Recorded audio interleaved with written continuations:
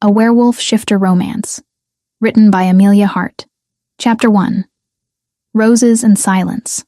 The scent of death still lingered in Ronan's memories 3 months later.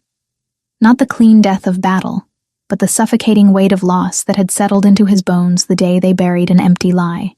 Rain fell in sheets across the castle courtyard as Alpha King Ronan Stormclaw stood before the marble tomb, a single red rose clutched in his calloused hand.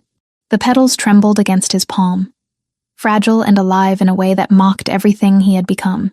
His dark hair, longer now than he ever allowed it to grow, hung wet against his shoulders. The beard he'd cultivated since ascending to Alpha King obscured the sharp lines of his jaw, but nothing could hide the hollowness in his golden eyes. 3 months, he whispered to the stone that bore her name in elegant script. Selene Nightbloom, beloved mate of the Alpha King, taken too soon. The words were a knife twisting in his chest every time he read them. 3 months, and I still cannot accept it. But the mate bond did not lie. Where once there had been warmth, connection, the constant hum of her presence in the back of his mind, now there was only void. Absolute crushing silence that confirmed what everyone else already knew. Selena was gone to him, the bond fallen silent, and he was slowly dying with that silence. He placed the rose carefully atop the others from previous visits, their dried petals creating a carpet of crimson and brown against white marble. Some were fresh from yesterday's visit, others weeks old, curling and brittle. He came every week without fail, drawn by grief and guilt in equal measure. Behind him, the massive castle that had been their home loomed against storm-darkened skies.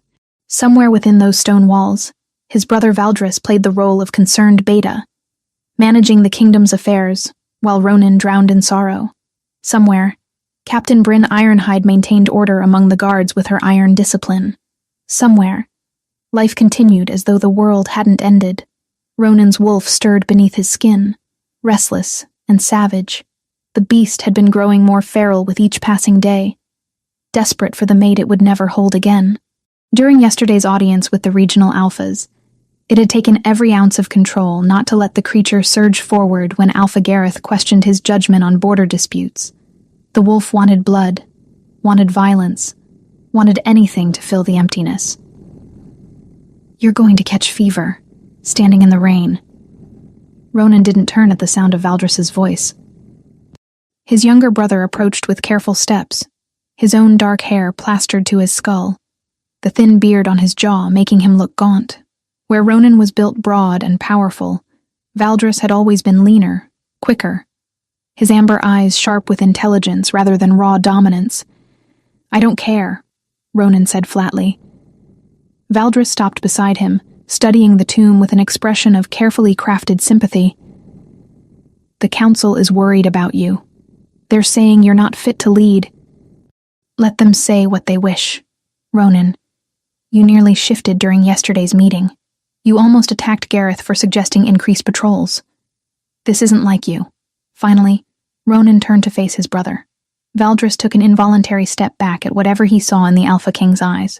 "What do you expect from me, brother? My mate is dead. The bond is silent. My wolf is dying inside me, and you want me to smile and play politics with alphas who circle like vultures waiting for weakness? I want you to survive this," Valdris said quietly. "Selene wouldn't want you to destroy yourself." The sound of her name from someone else's lips was agony. Ronan turned away, fists clenched at his sides. "You know nothing of what she would want." Valdris was silent for a long moment before speaking again. "Will you attend the feast tonight? Lord Theron is expected to arrive. It would be good if you showed him you're still capable of ruling. Lord Theron Nightbloom, Selene's father, the Alpha of the Eastern Territories who had trusted Ronan to protect his only daughter, the man whose eyes now held nothing but accusation and grief whenever they met." "I will be there," Ronan said, though the thought of food turned his stomach. He couldn't remember the last time he'd eaten a full meal. Sleep was equally impossible, his nights haunted by phantom sensations of a bond that no longer existed. Valdris placed a hand briefly on his shoulder, a gesture of brotherly comfort, before departing. Ronan remained at the tomb until the rain finally ceased, leaving him soaked and shivering, but still unable to feel anything beyond the numbing cold of loss. The memory came unbidden, as it always did when he stood here, 9 months ago, at the gathering of regional alphas in the Grand Hall, he had scented her before he'd seen her. Wildflowers and moonlight, sweet and pure in a way that called to every primal instinct he possessed. When their eyes met across the crowded room, the mate bond had snapped into place with such force it nearly drove him to his knees. She had felt it too. He'd watched her emerald eyes widen, her hand flying to her chest as though she could physically grasp the golden thread now connecting them. Red hair cascaded over her shoulders in waves of copper and flame, and her pale skin had flushed with recognition and wonder. Lord Theron had been overjoyed at the match. His daughter, mated to the Alpha King himself, an alliance that would strengthen both their territories, cement political ties, bring prosperity to the eastern lands. They'd celebrated that night with wine and music, and Ronan had been unable to take his eyes off her. "I've heard stories about you," Selene had said when they finally managed a moment alone on the castle balcony. Her voice had been soft but confident, her green eyes studying him with open curiosity. "They say you're the strongest alpha in 5 generations. They exaggerate," he'd replied, though his wolf had preened at the praise from their mate. "And they say you're fair, that you rule with justice rather than fear." She'd stepped closer, and he'd caught the full force of her scent, intoxicating and perfect. "Is that true?" "I try to be the leader my people deserve." She'd smiled then, and it had felt like sunlight breaking through storm clouds. Then perhaps the moon goddess chose well. 3 months after that first meeting, they'd performed the claiming ritual under a full moon. The ceremony had drawn alphas from across the realm, all witnessing as Ronan and Selene exchanged vows and bites, marking each other as mates for life. The bond had solidified that night, going from golden thread to unbreakable chain of love and loyalty. Selene had been everything he'd never known he needed, gentle where he was, fierce, curious where he was certain. Her still developing healing powers a perfect complement to his warrior strength. She'd asked endless questions about pack dynamics, about his duties as Alpha King, about the ancient laws that governed their kind. At night, curled against his chest, she'd traced the scar on his face and told him it made him look distinguished rather than frightening. "I want to be worthy of you," she'd whispered one night, her fingers intertwined with his. "I want to be a Queen Luna who makes you proud." "You already are," he'd told her, and meant it with every fiber of his being. 3 months ago, they'd found her body torn apart by rogues near the northern border, or what they claimed was her body. The funeral had been a nightmare of politics and grief, with Lord Theron barely able to stand as they lowered the shrouded remains into consecrated ground.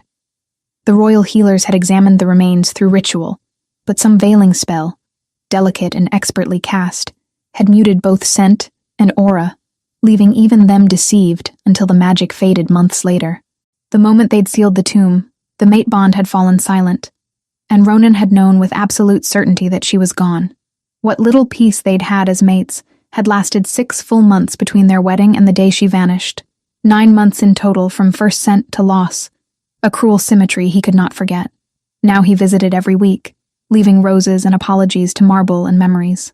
What Ronan didn't know, what he couldn't know, was that hundreds of miles to the north, in a tower abandoned after plague ravaged the territory 20 years ago, his mate still breathed.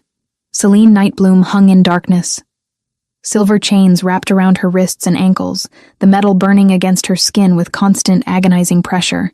The chains didn't just bind her body, they suppressed everything supernatural within her, cutting off her wolf, her healing powers, and most cruelly, the mate bond that might have let Ronan know she still lived. She had no idea how long she'd been here. Time had become meaningless in the dark. Days blurred into nights, marked only by the occasional visit from her captor, who brought water and stale bread but never answers. She was weak, confused, her mind struggling to understand how she'd ended up in this nightmare. The last clear memory she had was walking in the castle gardens, enjoying the afternoon sun, then nothing but darkness and pain, and the horrifying realization that she was utterly, completely alone. Footsteps echoed on stone stairs, and Selene's heart raced with fear and desperate hope. The door creaked open, and a figure entered carrying a torch. The sudden light hurt her eyes after so long in darkness. "Awake, I see," the figure said, and Selene's blood turned to ice. She knew that voice. knew it so well that recognition was a physical blow. "Why?" she managed to croak through a throat raw from screaming. "Why are you doing this?" Her captor smiled, stepping closer, amber eyes gleaming in the torchlight. "Because some things are worth more than loyalty, my lady. Some things are worth everything." Valdris Stormclaw set down the torch and approached with the bread and water that would keep her alive for another few days. Just alive enough to serve whatever twisted purpose he had in mind. Just alive enough to suffer, while her mate mourned a death that hadn't happened. While hundreds of miles south, Ronan placed roses on an empty tomb and slowly went feral with grief. Chapter 2. Whispers in Darkness. The nightmare always began the same way. Corridors stretching too long, torches throwing treacherous shadows, her voice threading the dark. "Ronan, please."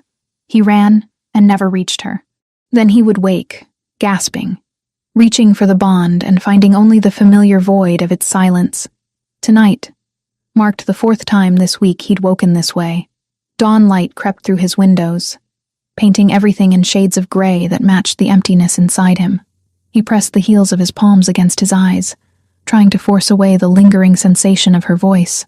"You're losing your mind," he muttered to the empty chamber, but the dreams felt so real.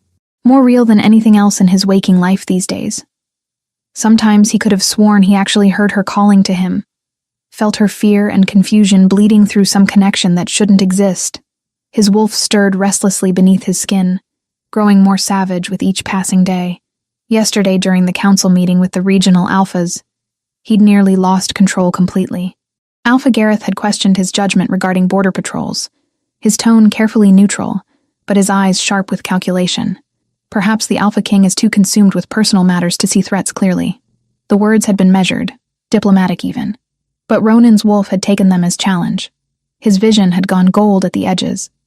Canines elongating, every instinct screaming to establish dominance through violence. Only Valdris's hand on his shoulder in quiet warning had prevented him from launching across the table. The other alphas had exchanged meaningful glances. They were beginning to question whether he remained fit to rule. A feral Alpha King was dangerous to everyone, including his own pack. A sharp knock interrupted his dark thoughts. "Enter." Captain Bryn Ironhide stepped inside, her military bearing perfect as always. But her gray eyes carried something that made his wolf go still and alert. "My king, I've completed the preliminary investigation you authorized." 3 days ago, Bryn had approached him with concerns about Celine's death. He'd initially dismissed them, but something in her certainty had compelled him to grant permission for quiet inquiry. "What did you find?" Bryn pulled a rolled parchment from her belt, spreading it across his desk. "Inconsistencies, my king. Significant ones. The official report states Lady Selene was attacked by rogues near the northern border while taking an evening walk." Ronan studied the map she'd drawn, marking the location where the body had been discovered. And Lady Selene never took evening walks alone. She always brought guards when leaving castle grounds. "You know this to be true." He did. Selene had been cautious, always aware of her importance as his mate and future Queen Luna. Second, the attack site showed no evidence of struggle beyond the immediate area. No scent trails leading to or from the location. No tracks from rogues approaching or fleeing. Bryn's voice remained carefully neutral. "It's as though the body simply appeared there. Rogues could have covered their tracks," Ronan said. But doubt crept into his voice. "They could have," Bryn agreed. "But rogues are typically desperate, chaotic. This was precise. Clean." She paused. "There's more. The guards who found her were new transfers, assigned to that patrol route only 2 days before the incident.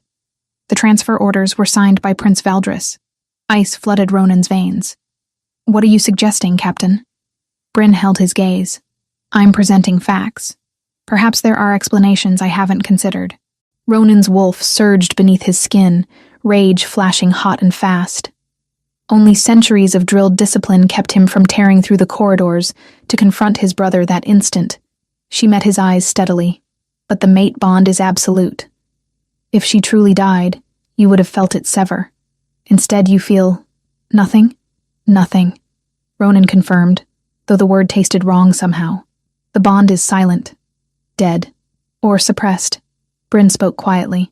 "Ancient stories tell of bonds being blocked by powerful magic. Rare materials like pure silver can sever supernatural connections temporarily. If someone wanted you to believe she was dead while keeping her alive, the thought was too monstrous to fully contemplate. Yet it aligned with the dreams, with the persistent feeling that something about this entire situation felt wrong. 3 more days, Ronan said. Investigate further. If there's truth to be found, I want it. Yes, my king. Bryn bowed and departed, leaving him with thoughts that threatened to tear him apart. That afternoon, Lord Theron Nightbloom arrived with warriors from the Eastern Territories. The older Alpha looked haggard, grief having carved deep lines into his face. When they met in the Great Hall, tension crackled between them.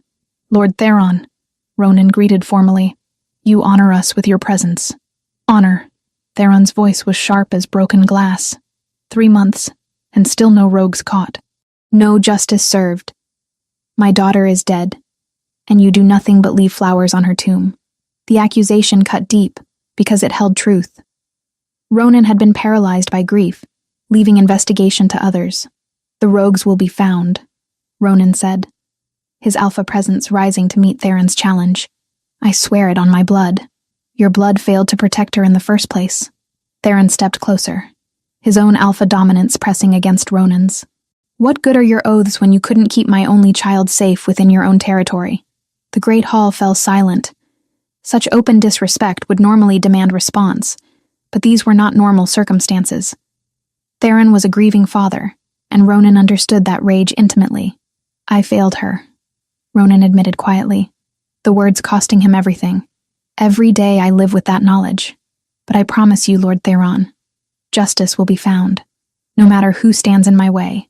Something in his tone must have conveyed deeper meaning, because Theron's expression shifted from rage to sharp attention. You've learned something. Perhaps. Or perhaps I'm chasing phantoms born of grief. Ronan glanced at the assembled court, at nobles and alphas watching with varying degrees of sympathy. But I will know the truth. As Theron was escorted to guest quarters, Valdris appeared at Ronan's side. His younger brother's amber eyes carried concern and sympathy. That was diplomatic, brother. Accepting blame when clearly the fault lies with rogues. Ronan studied Valdris carefully, really looked at him for the first time in months. His brother met his gaze steadily, nothing but brotherly concern visible. The guard transfers, Ronan said casually. The ones you approved before Celine's death. Standard rotation. Valdris replied smoothly. We'd received reports of increased rogue activity. I wanted fresh eyes on those routes. It sounded reasonable, logical. Yet something about it sat wrong. Far to the north, in her prison of stone and silver, Celine was finally achieving fragile clarity. The confusion that had consumed her first weeks of captivity was giving way to desperate awareness. She needed to understand where she was, why she was here, how to escape. The healing powers she'd been developing before her capture stirred weakly within her, trying to manifest despite the silver chains binding them. Small injuries she inflicted on herself would heal slowly, her abilities fighting the suppression. When the door opened and torchlight flooded the chamber, she was ready with awareness, instead of terror. Valdris entered carrying bread and water. He studied her with those amber eyes that reminded her painfully of Ronan, yet held something fundamentally different. Awake and aware, I see, he said softly. That's progress. Where am I? Celine asked, her voice hoarse but steady. Somewhere safe. Somewhere no one will find you. Ronan will find me. The mate bond. The mate bond is silent, isn't it? Valdris crouched beside her, his expression unreadable. You've tried reaching for it. You feel nothing but emptiness where warmth should be. Celine's heart raced. It was true. The bond that should connect her to Ronan was gone, severed somehow. What did you do to me? I'm protecting you, Valdris said, his voice carrying strange sincerity. From truths too painful to face in daylight. From realities that would destroy you. What truths? What are you talking about? He set down the bread and water, standing. There was a funeral, Lady Selene. The entire kingdom mourned. Even now, my brother visits your tomb every week, leaving roses for a mate he believes is lost forever. You're lying. But fear crept into her voice. The emptiness of the bond, the silver chains, the isolation. What if he was telling some twisted version of truth?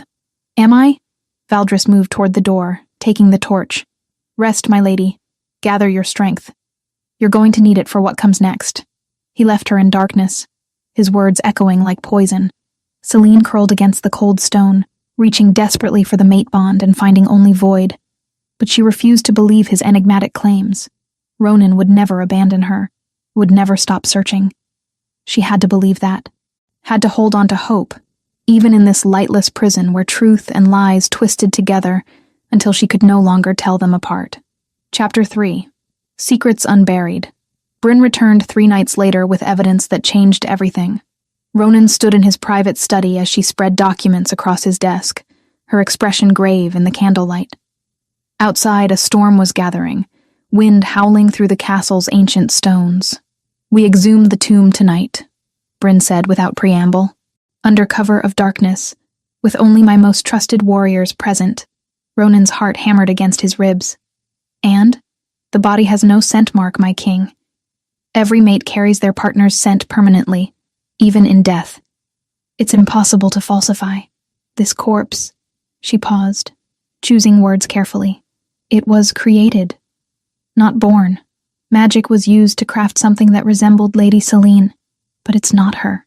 The room seemed to tilt beneath Ronan's feet. Hope, terrifying and painful, surged through him. "You're certain?" "Absolutely. I brought our eldest healer to verify. She confirmed the body was constructed using shadow magic, an extremely rare ability." Bryn pulled out a smaller parchment. "In the entire kingdom, only 3 individuals possess this power. 2 are elderly hermits living in the eastern mountains, far from court politics. The third, Valdris," Ronan finished, his voice hollow.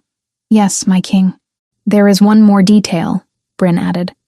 "The false body had been wrapped in a subtle cloak of shadow magic at the time of the funeral, enough to mute both scent and aura. Only once that veil decayed did our healers recognize the construct for what it was." Ronan turned away, staring out the window at gathering storm clouds. His brother, his trusted beta, the man who had stood beside him at the funeral, who had consoled him through the darkest days, who had managed the kingdom while grief consumed him. "Perhaps there's an explanation," Bryn offered quietly. "Perhaps someone else." "No." Ronan's hands clenched into fists. The guard transfers he authorized. The convenient timing. His proximity to every decision made regarding her death. He turned back to face his captain. "How long have you suspected him?" "Since the beginning, my king. But suspicion without evidence is merely paranoia. Now we have proof of deception, though not yet proof of who orchestrated it. What else have you learned?" Bryn's expression darkened further. "I found one of the mercenaries who participated in the false attack. He's being held in the lower dungeons." Under questioning, he revealed they were hired by someone wearing a royal seal. He never saw the face, but the voice was young, male, educated. "Bring him to me. My king, if you use Alpha Command on him, Valdris will know we're investigating." "I don't care." Ronan's voice carried the full weight of his authority. "If my mate is alive somewhere, being held against her will, then every moment we waste is another moment she suffers. Bring the mercenary. Now." Bryn bowed and departed swiftly. Alone, Ronan pressed his palms against the stone windowsill, his mind racing. The mate bond was still silent, still empty. But if Celine lived, if she was being held somewhere with silver chains suppressing their connection, then that silence meant nothing. The dreams came back to him with new clarity, her voice calling his name, begging for help. What if they weren't nightmares at all? What if some deep part of him, some instinct that transcended even the mate bond, knew she still lived? The interrogation of the mercenary was brutal and efficient. The man, hardened by years of violence, broke within minutes under Ronan's Alpha Command. The supernatural compulsion stripped away lies and evasion, leaving only raw truth. "I was hired to stage an attack." The mercenary gasped, sweat pouring down his face as he fought against the command-forcing honesty. "Create a scene that looked like rogues killed the Queen Luna. We were given a body, told to damage it beyond recognition, leave it where the patrol would find it." "Who hired you?" Ronan demanded, his voice layered with power that made the dungeon walls shudder. Never saw his face. He wore a hooded cloak, but his voice, educated, noble, young. He had the royal seal, proved he was authorized. The mercenary's resistance crumbled completely. He paid half in advance, promised the rest after the job was done. Said the Alpha King had enemies who wanted his mate dead, that we were preventing a worse fate for her. Where did you meet him? The old mill, 2 miles north of the castle. 3 nights before we staged the attack. Ronan released the command, and the mercenary collapsed, gasping. Captain Bryn, have this man held in isolation, no contact with anyone.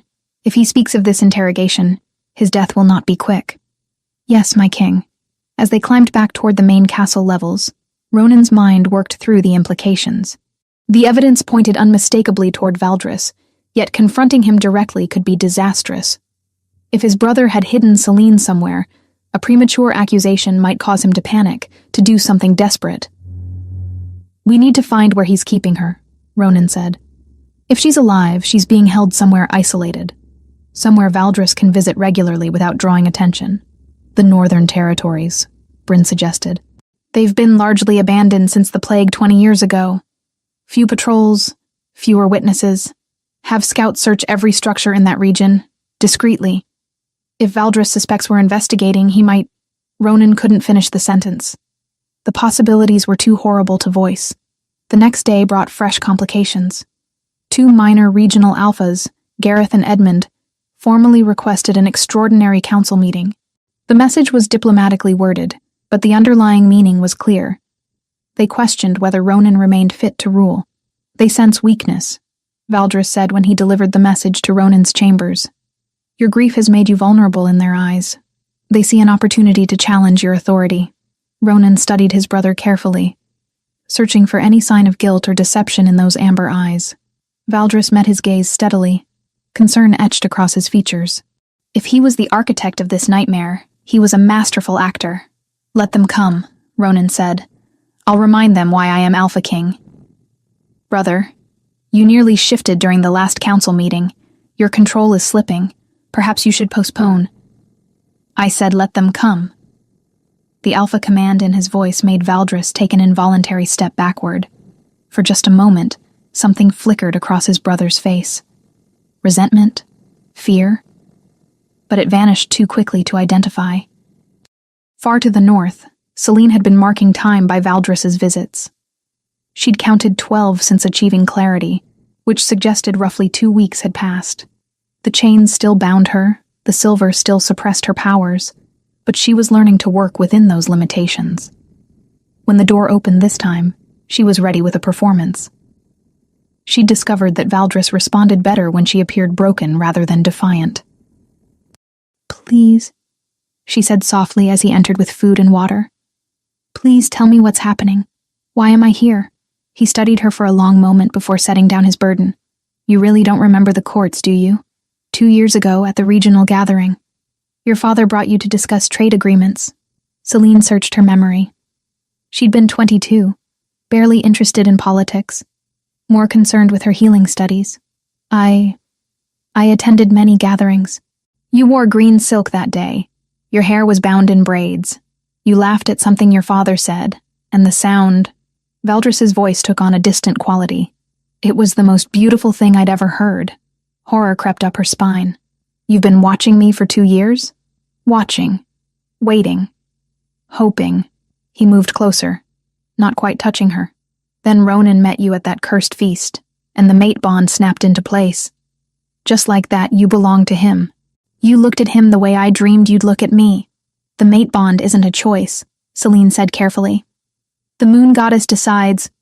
The moon goddess is cruel, Valdris interrupted, bitterness sharp in his tone. She gives everything to my brother. The throne, the power, the respect. And you. Especially you. His hand reached out, stopping just short of her face. Do you know what it's like to want something so desperately that it consumes you? To watch it be given to someone else who doesn't appreciate how precious it is? Celine's mind raced. This was more than obsession. This was years of resentment, of jealousy festering into something dark and twisted. She needed to use it, to gain information she could use for escape. Where am I? She asked softly, making her voice vulnerable. Please, I need to understand. The Northern Territories. Old quarantine lands from the plague years. No one comes here anymore. It's perfect isolation. He seemed pleased by his own cleverness. I hired mercenaries to create the attack scene, used shadow magic to craft a body that would pass initial inspection. Everyone believes you're dead, Celine. Even Ronan. He thinks I'm dead? The words were barely a whisper. Despite everything, hearing it confirmed was devastating. He mourns you beautifully, Valdris said, almost tenderly. Visits your tomb every week with red roses. He's slowly going feral without his mate. It's quite poetic, really. The cruelty beneath the words made Celine's stomach turn, but she forced herself to maintain composure. You're his brother? How can you bear to hurt him this way? Because he's had everything, Valdris said simply. For once, just once, I wanted to take something from him, to make him feel the loss I've lived with my entire life. He stood abruptly, as though realizing he'd revealed too much. Rest, my lady. You'll need your strength. After he left, Celine allowed herself a moment of trembling rage before focusing on what she'd learned. Northern territories, plague quarantine lands, abandoned structures.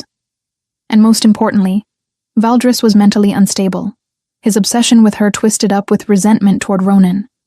She had information now, a location, a motive, a clear picture of her captor's fractured psyche. If she could find a way to send a signal, to strengthen her healing powers enough to push past the Silver's suppression, perhaps she could reach Ronan. The mate bond might be silent, but love, she told herself fiercely, was stronger than any chain. She just had to find a way to make him hear her. Chapter 4. The Flickering Thread. Ronan had tracked wolves for 2 decades. He knew how to move unseen, how to observe without being observed. Now he used those skills on his own brother. The decision to place trackers on Valdris had been Bryn's suggestion, executed with surgical precision. Tiny, enchanted stones, no larger than grains of sand, attached to his brother's cloak during a casual embrace. They would report Valdris's movements for the next fortnight. What they revealed was damning.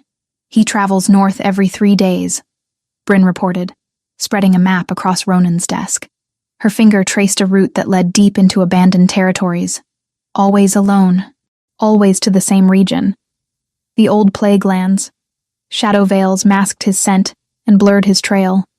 Enchantments subtle enough to evade routine patrol magic. Ronan studied the marked locations, his jaw tight. How long has this pattern existed? I cross-referenced with guard logs. Since 2 weeks before Lady Celine's supposed death. My king, he's been visiting that area for nearly 4 months. 4 months. Long enough to prepare a prison. Long enough to orchestrate a false death. Long enough to hide his mate somewhere no one would think to look. We ride tonight, Ronan said. You, myself, and 2 warriors you trust absolutely. No one else can know. My king, if Valdris discovers we're investigating, then we move quickly. Ronan's golden eyes held lethal promise.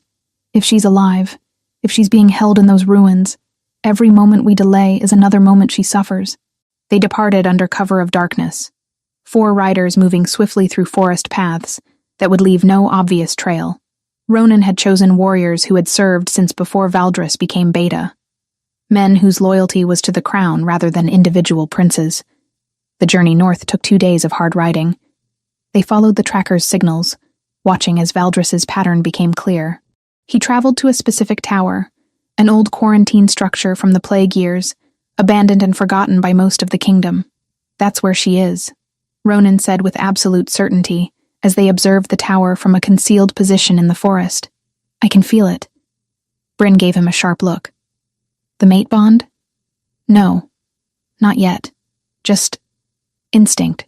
But it was more than instinct. Something deep in his chest pulled toward that tower with magnetic insistence.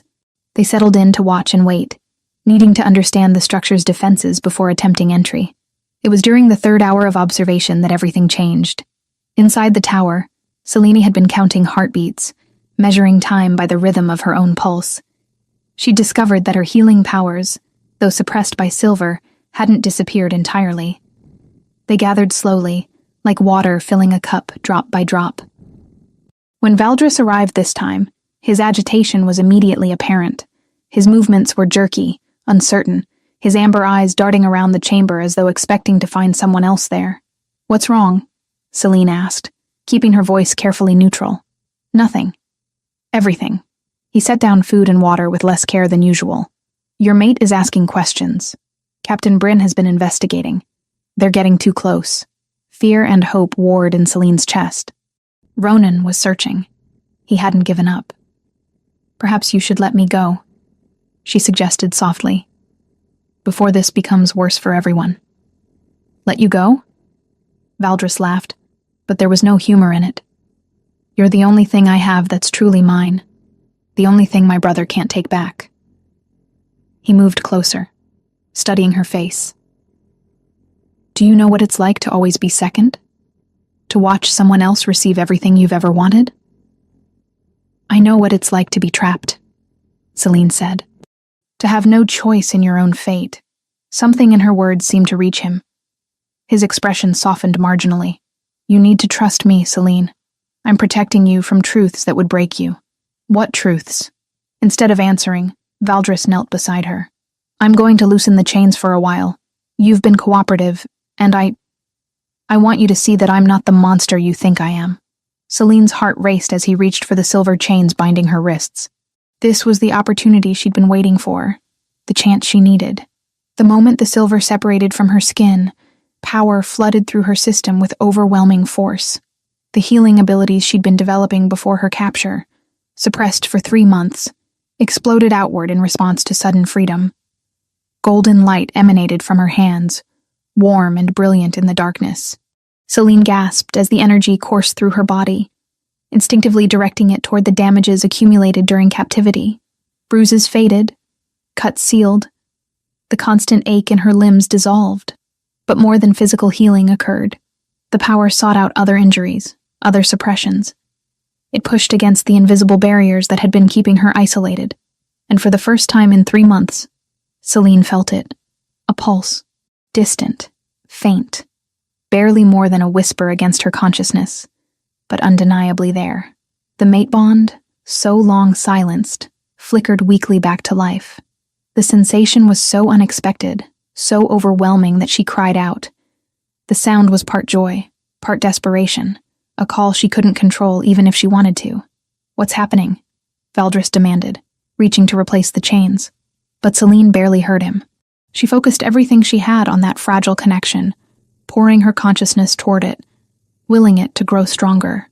Miles away, in the forest surrounding the tower, Ronan went absolutely still. Every muscle in his body locked as something impossible happened. Where there had been only void for 3 months, where the mate bond had been silent as death itself, suddenly there was something, a pulse. Faint as a candle flame in a storm, barely perceptible, but real. His wolf surged forward with recognition and triumph. The beast knew, even if his human mind struggled to accept it, that was Celine. Alive. Close. My king! Bryn's voice seemed to come from very far away. Ronan pressed his hand against his chest, feeling for that impossible sensation. It was so weak he could almost believe he'd imagined it. But his wolf wouldn't be fooled. The creature inside him, feral and desperate for months, suddenly focused with predatory clarity. She's in there, he breathed.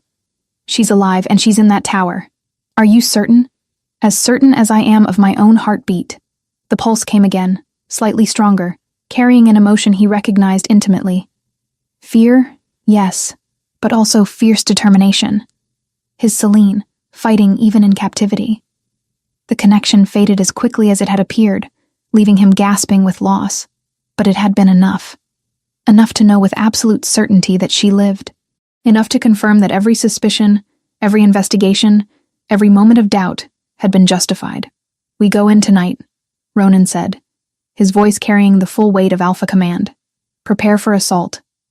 Whatever guards or defenses that tower holds, we breach them. I'm not leaving without my mate. Bryn nodded sharply, moving to brief the warriors. Ronan remained frozen, his hand still pressed against his chest, trying desperately to feel that connection again. But it was gone. Suppressed once more by whatever silver bound her. Inside the tower, Valdris had replaced the chains, the silver once again cutting off Celine's abilities. She slumped against the stone wall, exhausted, but triumphant. What was that? Valdris demanded. His earlier agitation transformed into open fear. "What did you do?" "Nothing." Selena lied, but she couldn't keep the small smile from her lips. "Just healing. As you said, I needed to restore my strength." But she had done so much more. For just a moment, she had broken through the suppression. For just a moment, she had touched the mate bond and felt Ronan on the other end of it. He knew. She was certain of it. Somehow, impossibly, he had felt that pulse just as she had. And if she knew her mate at all, she knew he was already coming for her. Valdris stared at her for a long moment, suspicion and confusion warring in his expression. Finally, he stood. "I need to check the perimeter." "Don't try anything foolish, Celine. You're in the middle of nowhere. Even if you escaped this room, you'd never survive the wilderness." After he left, Selene closed her eyes and focused on the memory of that connection. It had been real. Brief, fragile, but real. The mate bond still existed, buried under silver and magic but not destroyed. And now, Ronan knew she was alive. Now the hunt would truly begin. Outside, hidden in the forest, an Alpha King prepared for war. Not against armies or rival packs, but against his own blood, against the brother who had stolen everything. The storm was finally coming. Chapter 5. Blood and Fury. The storm broke as Ronan approached the tower, rain lashing against stone walls that had stood empty for 2 decades. Lightning illuminated the structure in stark flashes, revealing crumbling battlements and windows dark as empty eye sockets. But inside one of those windows, Ronan knew, his mate waited. The mate bond pulsed stronger now, regular as a heartbeat, calling to him with desperate urgency. Each pulse carried emotion he recognized intimately. Fear, determination, and beneath it all, hope that he would come. 6 mercenaries patrolling the perimeter, Bryn reported, rain streaming down her face. 2 at the entrance, 4 circling, all armed with silver weapons. "They know we're coming," one of the warriors muttered. "Good," Ronan said, his voice carrying the edge of his wolf. "Let them be afraid." Inside the tower, Valdris had returned to find Selene different somehow. More alert, more focused, her green eyes tracking his movements with calculation rather than fear. It set his nerves on edge. "Something's changed," he said, pacing the chamber. "You did something when I loosened the chains." "I healed myself," Selena replied calmly, "as you suggested I should." "No, it was more than that." He moved closer, studying her face. "You reached for the bond, didn't you? You tried to contact him." Selene said nothing, but her expression must have confirmed his suspicions, because Valdris's face contorted with rage. "Foolish woman. Do you think he'll forgive you for making him believe you were dead? Do you think he'll want you back after months of suffering?" His voice took on a cruel edge. "I've watched him deteriorate. Watched his wolf go feral. He's not the man you remember anymore." "You're wrong," Selene said quietly. "The mate bond doesn't lie. I felt him when our connection sparked. He's still there, still fighting, still mine." "Mine!" Valdris roared, and suddenly the careful mask he'd maintained for weeks shattered completely. "You were supposed to be mine. I saw you first, loved you first, wanted you with every fiber of my being. But the moon goddess gave you to him instead. To Ronan, who already had everything. The bond chose... I don't care what the bond chose." Valdris's hands trembled with barely controlled violence. "Do you know what it's like to watch your brother receive everything you've ever wanted? The throne, the respect, the power, and then you. Especially you." He laughed, but the sound was broken. "So I took you from him, used my shadow magic to create a corpse, hired mercenaries to stage your death, brought you here where no one would ever find you. You're insane," Selene breathed. "Perhaps. But I'd rather be insane with you here than sane without you."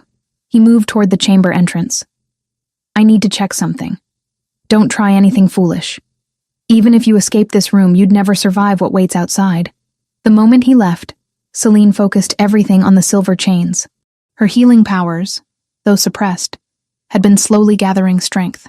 She directed that energy toward the metal binding her, not trying to heal it, but rather corroding it, weakening the molecular structure the way infection weakens tissue. The silver began to fracture, hairline cracks spreading through the links. Outside, Ronan gave the signal.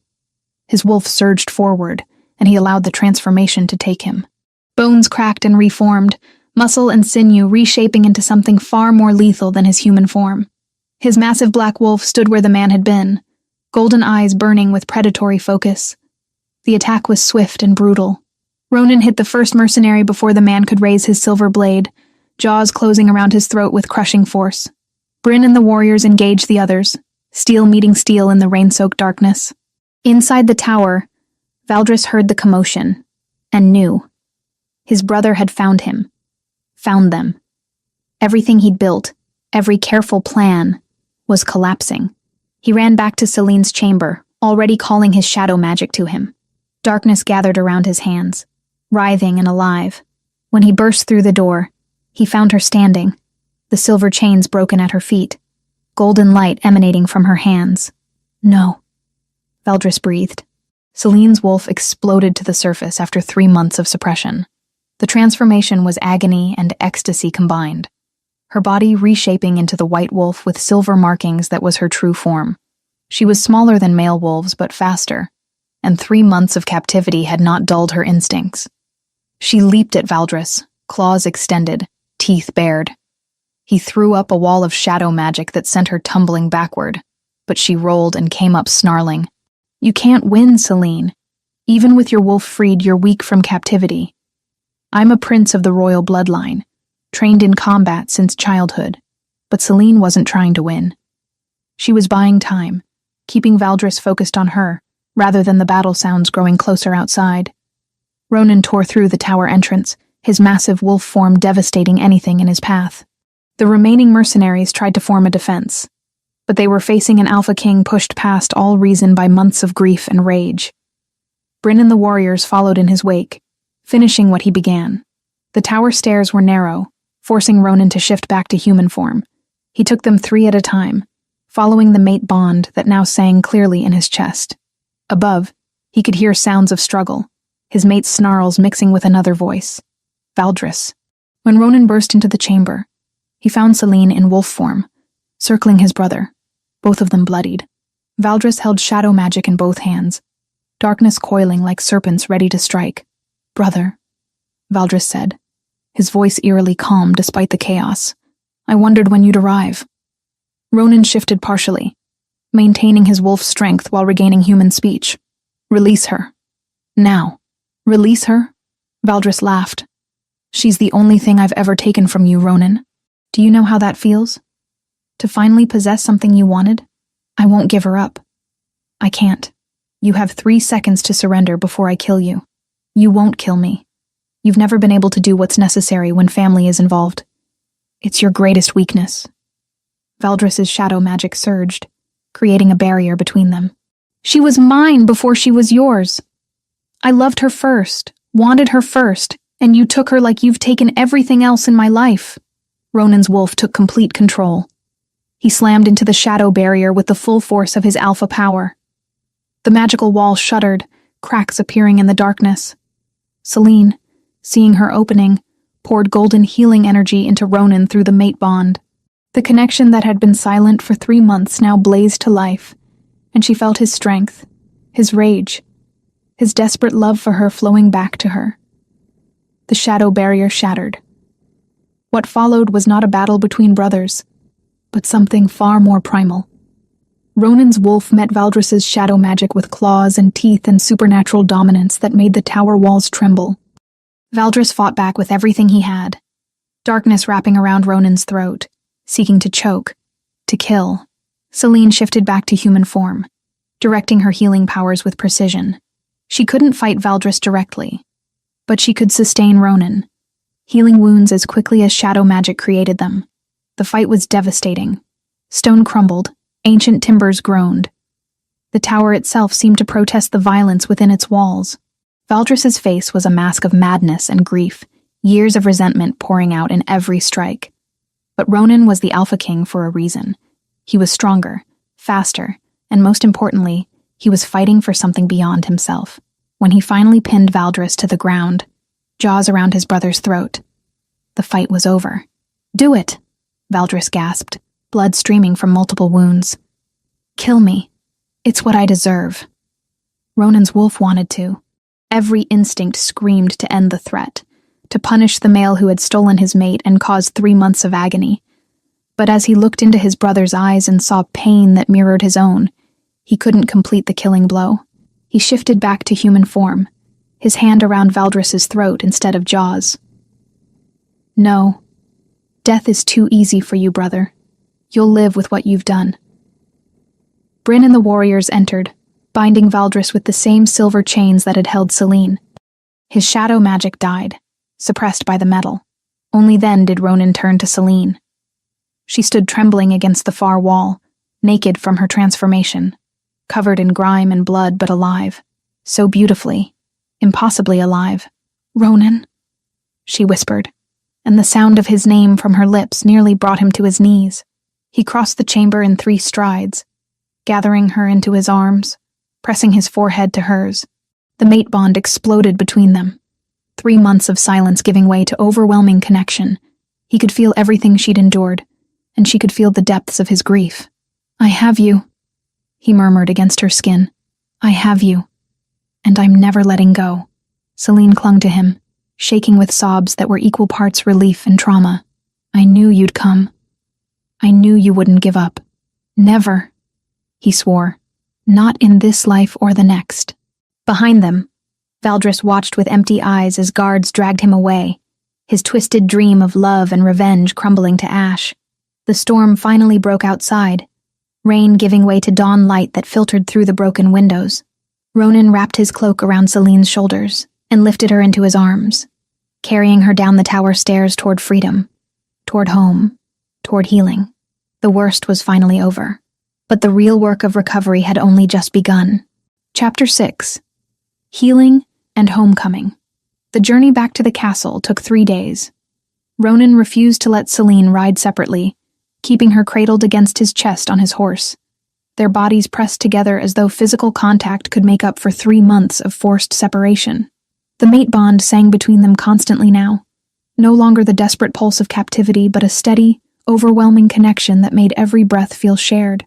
Celine had insisted on examining his wounds before they departed the tower. Her healing powers, freed from silver suppression, flowed through her fingertips with golden warmth as she touched the claw marks Valdris's shadow magic had left across Ronan's chest and shoulders. "Hold still," she murmured, her hands glowing as she worked. The injuries sealed beneath her touch, tissue knitting together faster than natural healing would allow, but Ronan barely noticed the physical repairs. His attention was fixed on her face, on the reality of her alive and breathing, and here. "I thought you were dead," he said, his voice rough.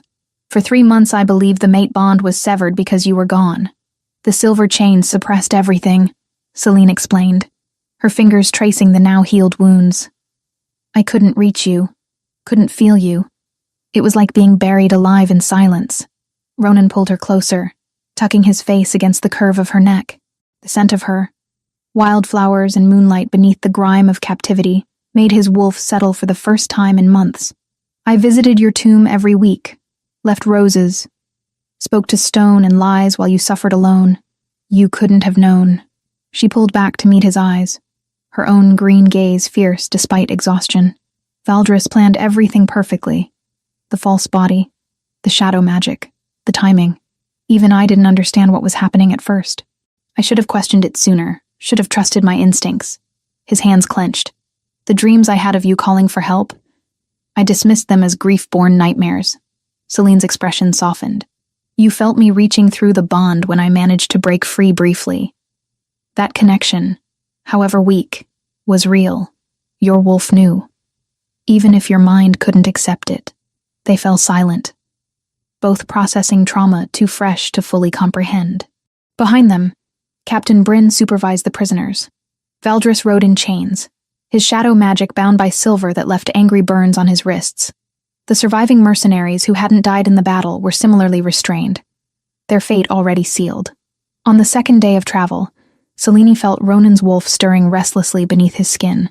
The beast that had been going feral during her absence was still unsettled, still carrying months of anguish despite her return. "Let me help," she said, placing her palms against his chest. "You're exhausted. You need to conserve your strength. This is important." She closed her eyes, focusing her healing abilities inward through their bond. She could feel the damage captivity had inflicted on both of them, the wounds that went deeper than flesh. His wolf had been tearing itself apart, trapped between feral rage and alpha duty. The creature needed more than her physical presence to truly heal. Golden light flowed from her hands into him, and Ronan gasped as warmth flooded through his chest. The healing energy sought out the ragged places in his soul where grief had carved deep channels. She couldn't erase the memory of pain, but she could soothe the raw edges, help his wolf understand that the nightmare was over. "Celine," he breathed, and she felt his wolf finally, truly settle. The feral edge that had been threatening to consume him dissolved under her touch, replaced by the calm certainty of a mate bond restored.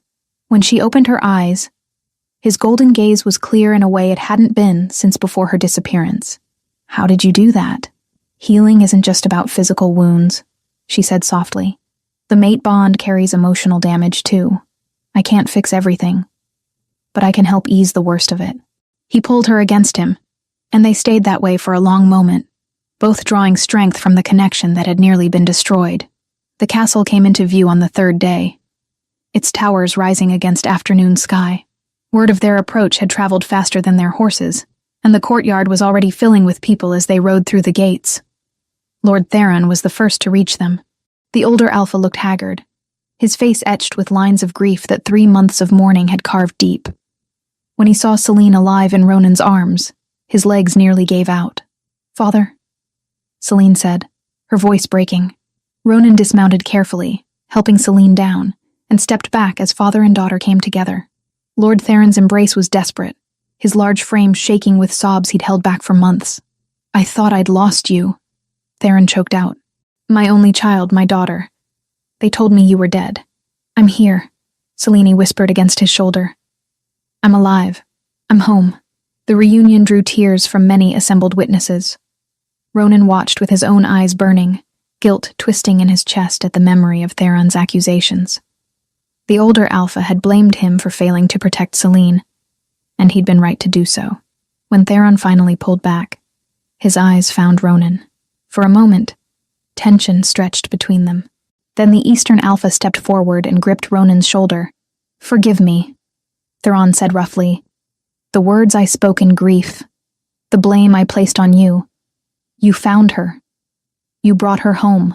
You had every right to question me," Ronan replied. "She was taken under my protection. The fault lies with my own blood." They stood together in shared understanding of what had been nearly lost, of betrayal that cut deeper than any physical wound. Around them, the castle buzzed with activity as word spread. The Queen Luna lived. The Alpha King had found her. The impossible had become real. The great hall filled rapidly as nobles and warriors gathered to hear the full account. Ronan stood at the high table with Celine at his side, his hand never leaving hers, while Bryn delivered the official report. Prince Valdris orchestrated Lady Celine's abduction and staged her death using shadow magic and hired mercenaries, Bryn announced, her voice carrying clearly. He held her prisoner in the abandoned northern territories for 3 months. The Alpha King tracked him there and rescued his mate. Valdris is now held in the dungeons awaiting formal judgment. Shocked murmurs rippled through the assembled crowd. Valdris had been trusted as Beta, as the Alpha King's right hand. The betrayal was incomprehensible to many who had served alongside him for years. "What of the mercenaries who participated?" asked Alpha Gareth, the same regional alpha who had questioned Ronan's judgment weeks before. His tone now carried respect rather than challenge. "Those who survived the assault have been executed for treason against the crown," Bryn stated flatly. "The guards who were complicit in the deception, who helped create the false discovery of Lady Celine's body, have been interrogated. 3 were found to have knowingly participated. They were executed. 2 others were found to have been manipulated without understanding the full conspiracy. They've been stripped of rank and banished from royal service." "And the Beta position?" another alpha asked. "With Prince Valdris imprisoned, will remain vacant until proper judgment is rendered," Ronan interrupted, his alpha command making the words final. "Captain Bryn Ironhide will assume temporary command of royal affairs until formal succession is determined." All eyes turned to Bryn, who bowed deeply. I am honored by your trust, my king. That evening, once the formalities concluded, Ronan finally allowed himself to truly look at Selene in the privacy of their chambers. The rooms they had shared before her abduction, preserved exactly as she'd left them, waiting for a return everyone else had believed impossible. She stood by the window in fresh clothing, her red hair clean and braided, but he could see the way her hands trembled slightly, the shadows beneath her eyes that spoke of trauma not easily overcome. The bed is too soft, she admitted quietly. I know that sounds foolish, but after stone floors, my body expects cold and weight. Her fingers flexed unconsciously, as if testing for chains. It will take time. For both of us. I keep expecting to wake up and find this is a dream. She whispered against his chest, that I'm still in that tower, and you're still visiting an empty tomb. You're here. You're real. He tightened his embrace. And I swear to you, Selene, I will never let anyone take you from me again. The mate bond pulsed between them. No longer the frantic desperation of earlier days, but something deeper, tempered by shared suffering. They had been broken and were still healing, but they were together. That had to be enough for now. The regional alphas are watching, Selene said after a long silence. I heard whispers in the hall. They're measuring whether you're still strong enough to lead after everything. Let them watch. Ronan's voice carried grim determination. They'll see their Alpha King more ruthless than before. Anyone who threatens my mate or my kingdom will learn exactly how far I'm willing to go to protect what's mine. Selene pulled back to study his face, seeing the truth of his words in those golden eyes. The wolf who had been going feral with grief had been tempered into something harder, more dangerous. He had always been a fair ruler. But now there was steel beneath that fairness that hadn't existed before. What will happen to Valdris? She asked, though part of her dreaded the answer. A formal trial before the Council of Regional Alphas. Public testimony of his crimes. Then judgment. Ronan's jaw clenched. He wanted you enough to destroy everything. He'll face consequences proportional to his betrayal. He's your brother.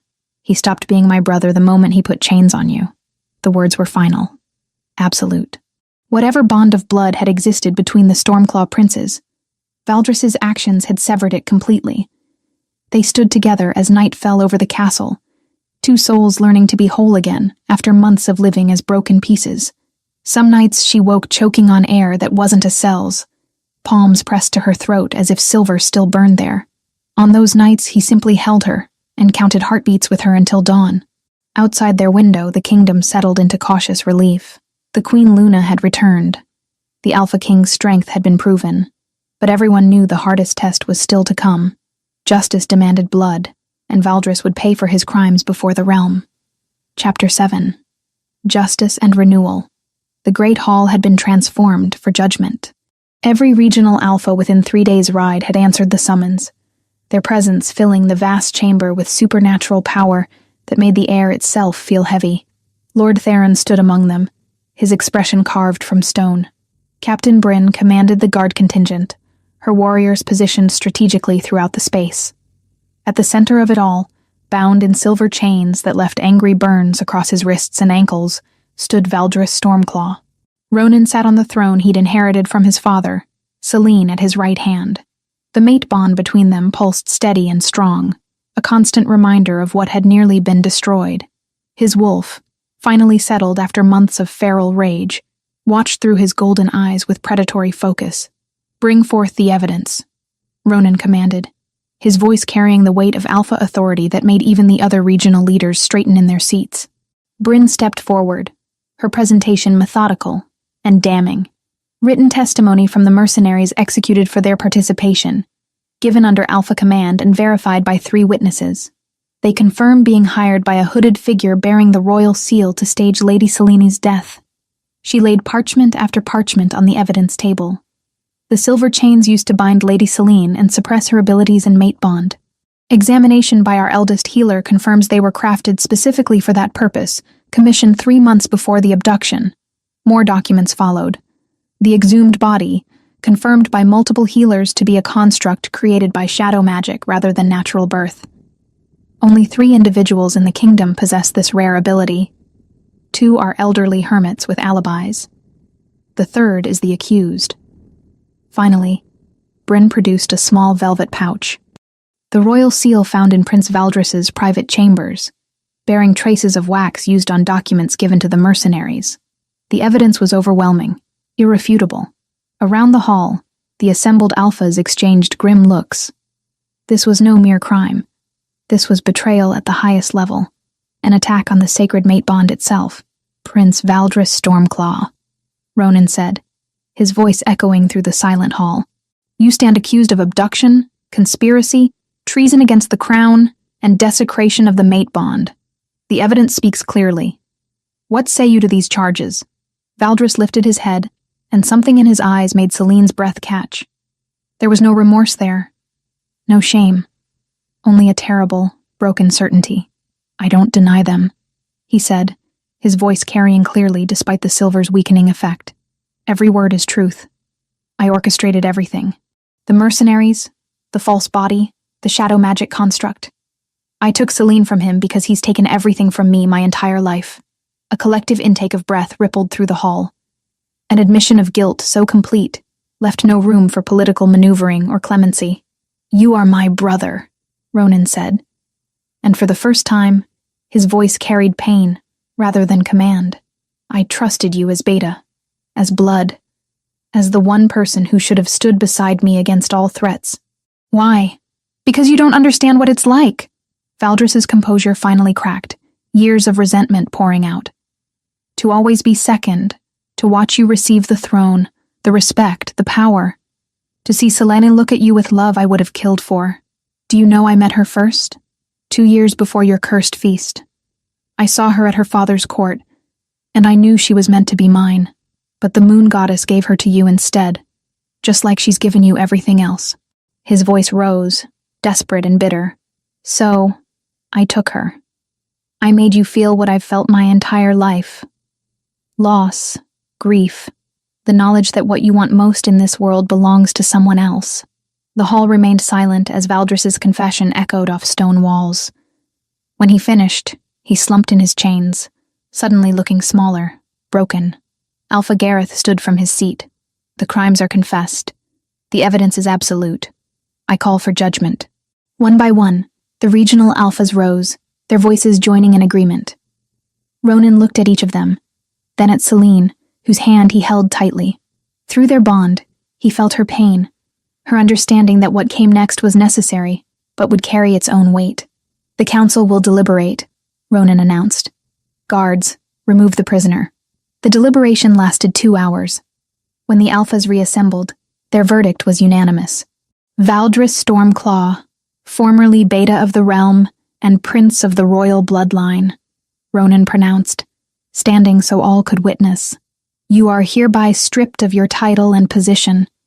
You are sentenced to permanent exile beyond the northern borders of the kingdom. Your shadow magic, the power you used to perpetrate your crimes, will be bound through ritual seal. You will live as rogue, without pack, without protection, for the remainder of your natural life. This sentence begins immediately. As the guards moved to take him, Celine felt no triumph and no pity, only the clean ache of a wound finally cauterized.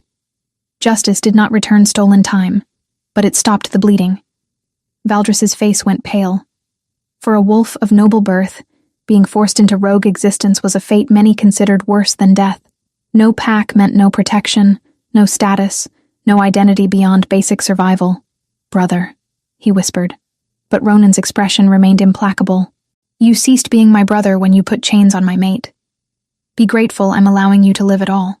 The ritual to seal Valdris's shadow magic was ancient, requiring 3 experienced practitioners working in concert. They gathered in the castle's courtyard under moonlight, the silver-bound prisoner kneeling at the center of a chalk-drawn circle, covered in runes. Celine stood beside Ronan, her hand in his.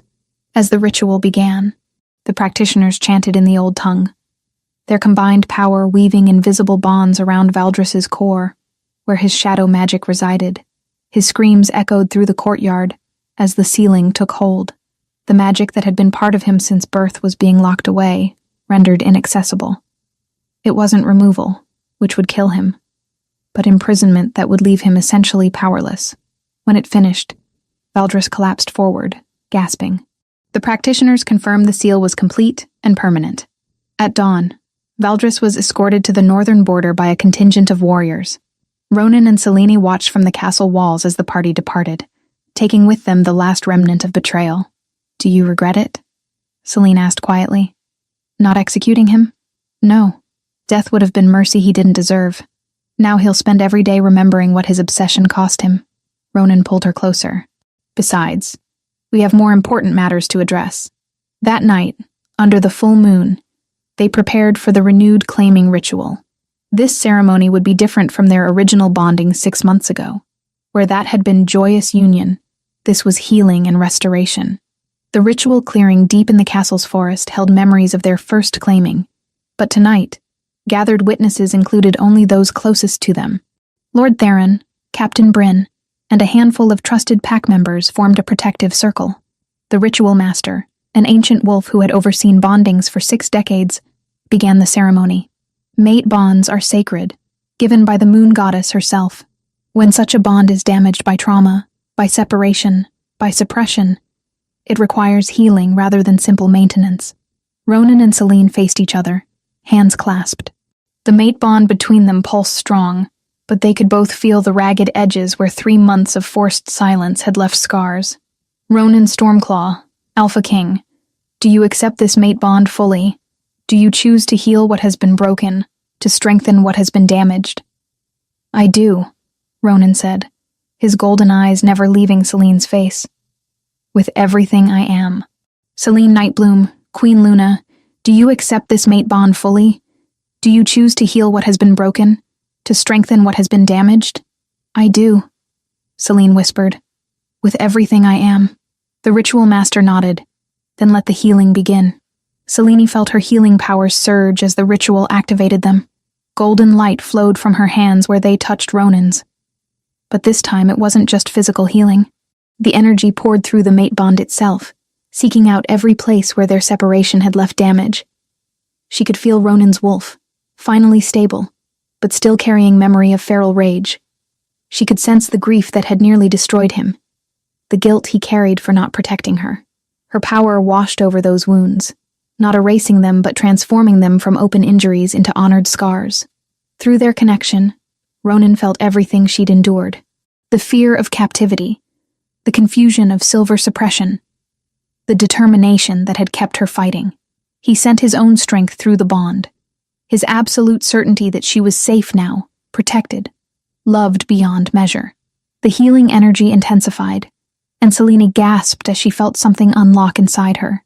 The healing powers she'd been developing were suddenly completely accessible in ways they'd never been before. She could see the structure of the mate bond itself, could understand how to repair damages that would have been permanent for any other healer. "Extraordinary," the ritual master breathed, sensing the shift. "She can heal mate bonds themselves. I've never witnessed such ability." When the ritual completed, both Ronan and Selene were glowing with residual energy. The bond between them was no longer just strong. It was perfectly restored. Every damaged thread rewoven into something even stronger than before. Ronan pulled her into his arms, and she could feel his wolf finally, completely at peace. The beast that had been slowly going feral during her absence was now settled, secure in the knowledge that his mate was safe, and the bond unbreakable. "I love you," Ronan whispered against her hair. "Through every trial, every nightmare, every moment of grief, I have loved you. I love you," Selene replied, her arms tight around him. "And now, nothing will ever separate us again." The witnesses cheered as the newly healed mate bond blazed between the Alpha King and his Queen Luna. They had survived betrayal, separation, and trauma. They had emerged stronger, their love tempered by suffering into something that would sustain them through whatever challenges lay ahead. Justice had been served. Healing had begun. And the kingdom, watching their rulers stand united under moonlight, finally understood that the strength of the crown lay not in power alone, but in the unbreakable bond between two souls who had fought through darkness to find each other again. Chapter 8. Roses and Rebirth. 6 months had passed since the trial, and the castle felt transformed in ways that went beyond physical changes.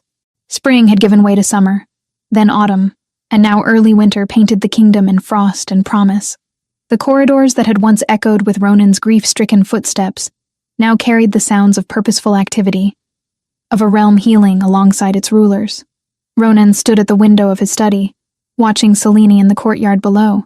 She moved among a group of wolves who had gathered at her newly established sanctuary, her hands glowing with golden light as she worked her healing abilities. The sanctuary had become her passion, a place where wolves who had suffered trauma, wolves who had been exiled unjustly or damaged by violence, could find restoration. "She's remarkable," Captain Bryn said from the doorway. The newly appointed High Commander of the Royal Forces wore her rank with the same efficiency she'd brought to every task. Her promotion had been unanimous among the regional alphas, recognizing both her loyalty and her crucial role in uncovering Valdris's conspiracy. "She is," Ronan agreed, his voice carrying pride that had nothing to do with politics. Through the mate bond, he could feel Selene's satisfaction as she helped a young wolf whose pack had been destroyed by rogues. The healing she offered went beyond physical wounds, touching the damaged places in hearts and souls that might never have recovered otherwise. "The Eastern Territories report complete stability," Bryn continued, updating him on the morning's correspondence. "Lord Theron sent word that trade agreements are proceeding ahead of schedule. He'll be visiting next month for the winter festival." The relationship between Ronan and his mate's father had been completely restored. Theron made regular visits to the castle, his earlier accusations forgotten in the wake of understanding what had truly happened.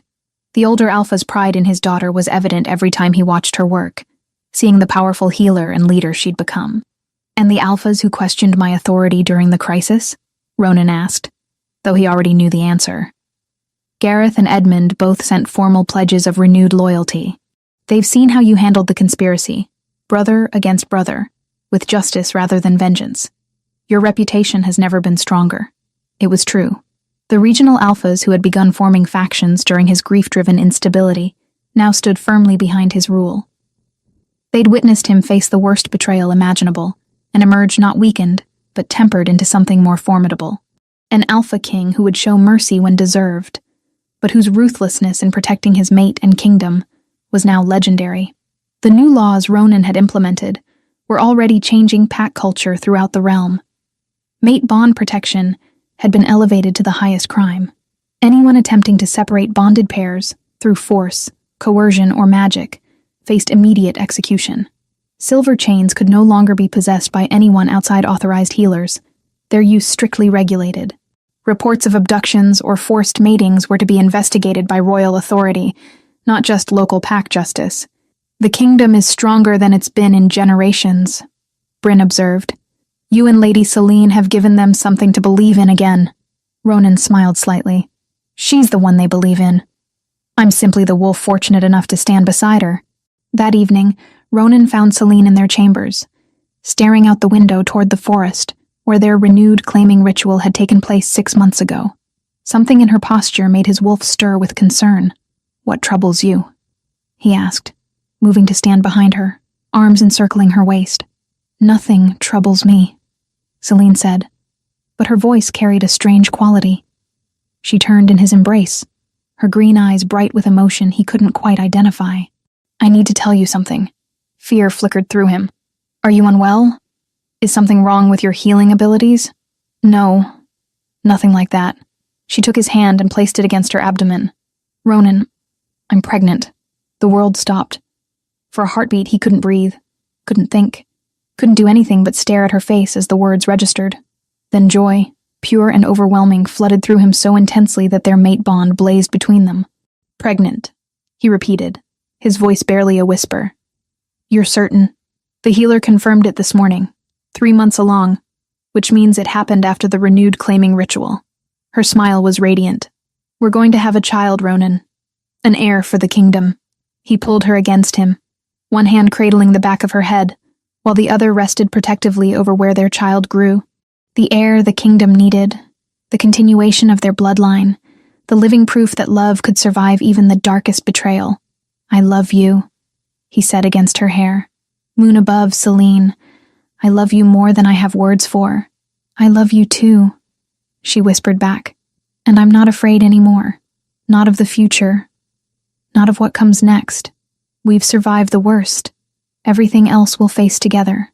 That night, They made the journey to the memorial that had once been an empty tomb. The marble structure still stood in the castle cemetery, but its purpose had been transformed. Where before it had held lies and false grief, now it served as a monument to all those lost to betrayal and conspiracy. Names had been carved into the stone, wolves who had died in the rogue attacks that Valdris had orchestrated, mercenaries who had been executed for their crimes, even the guards who had been complicit. It was a place of memory and warning, a reminder that justice must always triumph over personal ambition. Ronan carried a single red rose, the same type he'd left every week during those months of false mourning. But tonight's offering was different. This wasn't grief. This was celebration. Gratitude. Recognition of how far they'd traveled from that dark place. "I used to come here every week," Ronan said quietly, standing before the memorial with Celine at his side. "I would leave roses and speak to silence, believing you were gone forever." "And now?" Celine asked, her hand finding his. "Now, I understand that some bonds are stronger than death, stronger than distance, stronger than any magic or manipulation that tries to break them." He placed the rose at the base of the monument, not in sorrow, but in acknowledgement. The mate bond found a way to survive even when everything tried to destroy it. Celine rested her head against his shoulder, one hand unconsciously moving to her abdomen where their child grew. "Do you think Valdris knows? Out there beyond the borders, stripped of his power and his position? Do you think he understands what he lost?" "I don't know," Ronan admitted, "and I find I no longer care. He made his choices. We made ours. His story ended with exile. Ours continues with hope." They stood together in comfortable silence, watching moonlight paint the memorial in silver and shadow. Around them, the castle grounds were peaceful, the kingdom settled into security it hadn't known in months. Inside those walls, wolves slept safely, protected by an alpha king whose strength had been tested and proven, guided by a Queen Luna whose healing powers extended far beyond simple medicine. The mate bond between them pulsed strong and steady, no longer a desperate connection maintained against impossible odds, but something tempered by suffering into absolute certainty. They had been broken and had healed stronger. They had been separated and had found each other again. They had faced betrayal from the person who should have been most loyal and had emerged with their love intact. "We should go," Celine said finally. "It's cold, and the baby, our baby," Ronan corrected, the words still feeling miraculous on his tongue. "Our heir. Our future." As they walked back toward the castle, hands intertwined, neither looked back at the memorial. That chapter of their lives had closed. Ahead lay challenges they couldn't yet imagine, joys they were just beginning to discover, and a child who would be born into a kingdom, made stronger by the trials their parents had endured. The roses Ronan had left in grief were gone now, replaced by this single bloom offered in gratitude. He would not return to this place weekly anymore. There was no need. The past had been honored, the lost had been remembered, and the future awaited with open arms. Inside the castle, preparations were already beginning for the announcement of Celine's pregnancy. The kingdom would celebrate with festivals and feasts. The regional alphas would send gifts and pledges, and the line of succession would be secured. But for now, in these quiet moments before dawn, it was enough to simply walk together through frost-touched gardens, feeling the mate bond pulse between them like a second heartbeat. They had survived the worst that betrayal could inflict. They had healed wounds that should have been fatal. They had proven that love, when tested by fire, emerged not as ash, but as steel. And now, with a child growing beneath Selena's heart and a kingdom flourishing under their joined rule, they stood ready to face whatever the future might bring. Together, as they were always meant to be. Eternal, unbreakable, whole. The nightmare was over. The dream was just beginning.